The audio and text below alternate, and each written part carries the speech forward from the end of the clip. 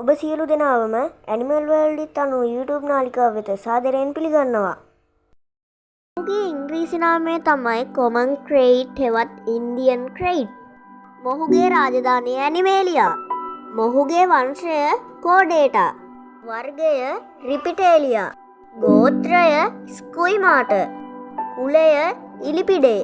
මෙම සර්පයා අනිකුත් සර්පයන් අතර විශේෂත්වයක් නම් මෙම සර්පයා ඊට වඩා කුඩා ප්‍රමාණයේ සර්පයින් ආහාරයට ගැනීමට රුචියක් දක්වයි. එනම් සර්ප භක්ෂකයෙකි. එම සර්පයා හඳුනා ගැනීමට පහසු ක්‍රමයක් වන්නේ කළු පාට ශරීරයේ සුදු පාටට හුරු කොඳු නාරටේ සිට බඩ ප්‍රදේශය දක්වා එක ළඟ පිහිටි ඉරියුගල බැගින් පිහිටීම, ලා රෝස පාටට හුරු දිවක් පිහිටීම, එම සර්පයා පරිණත වීමත් සමග පිහිටා ඇති ඉරි ක්‍රමයෙන් නැගී යයි.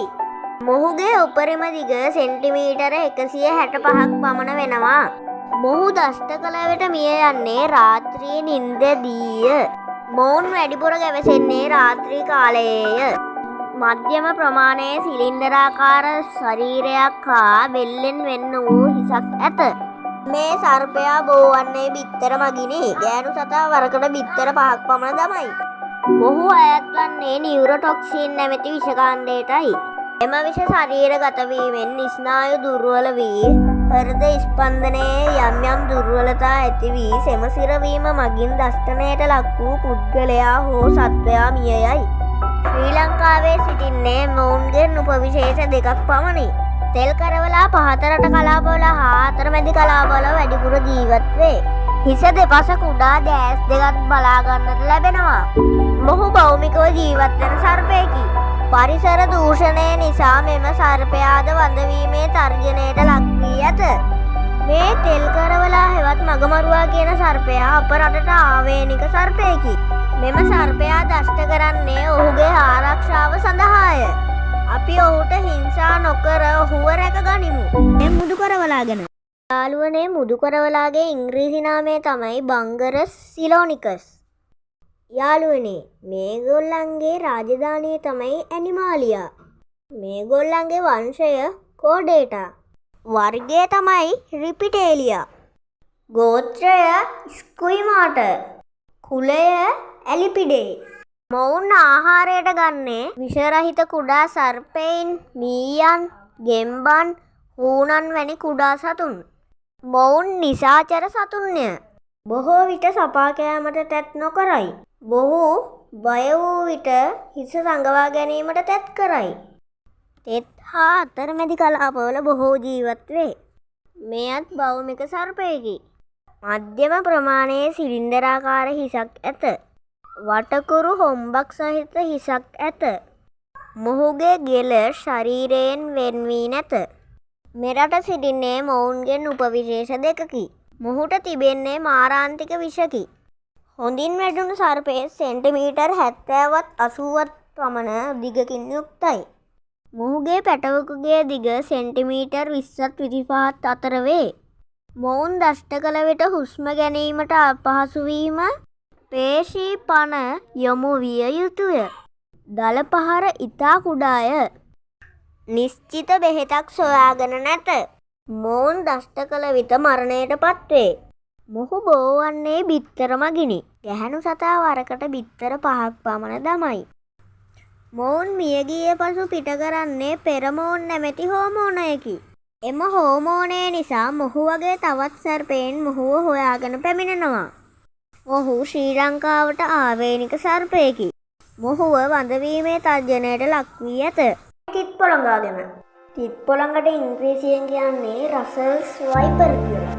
මොහුගේ විද්‍යාත්මක නාමය තමයි ඩබියා රුසලි. මොහුගේ රාජධානිය ඇනිමේලියා. වසම යුකැරියෝටා. කුලය චෝර්ඩේටා. මොවුන්ගේ උපරිම දෙක සෙන්ටිමීටර් 166ක්. අඩිවලින් නම් අඩි 5.5ක් පමණ වේ. සෙන්ටිමීටර් 120ක් අඩි 4ක් පමණ වර්ධනය වෙනවා. මේ පින්තූරයෙන් ඔබට පෙනෙන්නේ ඔවුන් ජීවත් වන ස්ථාන. ලා දුඹුරු පාට ඇඟේ තද දුඹුරු පාට තිද්දක් නට ලැබෙනවා. මොවුන් විෂ සහිත සත්ව කොට්ටාශයක්. මොවුන් ඉතා ආක්‍රමණශීලී සත්ත්ව කොට්ටාශයක්. මොවුන් නිසාචරයි.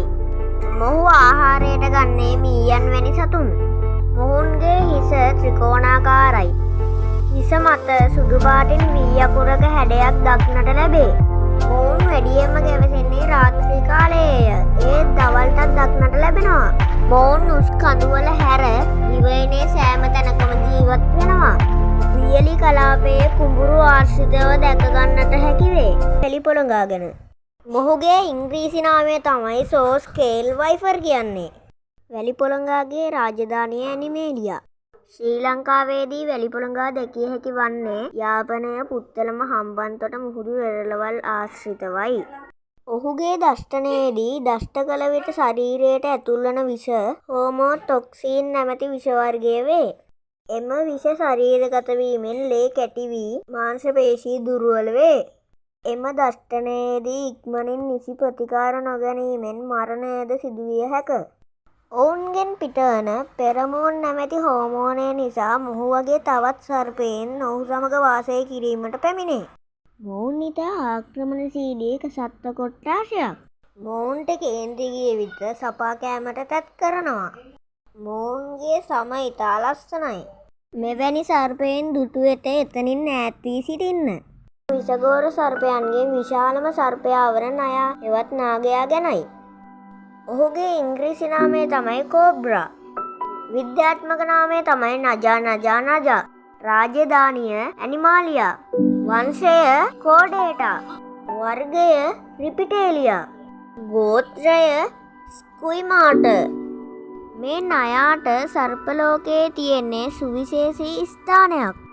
මොහුව අනිත් සර්පයන්ගෙන් කැපී පෙනෙන්නේ මොහුට ඇති සුවිශේෂී පෙනය නිසාය. නාගයා යන නම සංස්කෘති භාෂාවේ නාග යනුවෙන් හැඳින්වේ. නාගයා යන නම සෑදුනේ නාග යන වචනයෙන් කියා මිනිසුන් විශ්වාස කරනවා.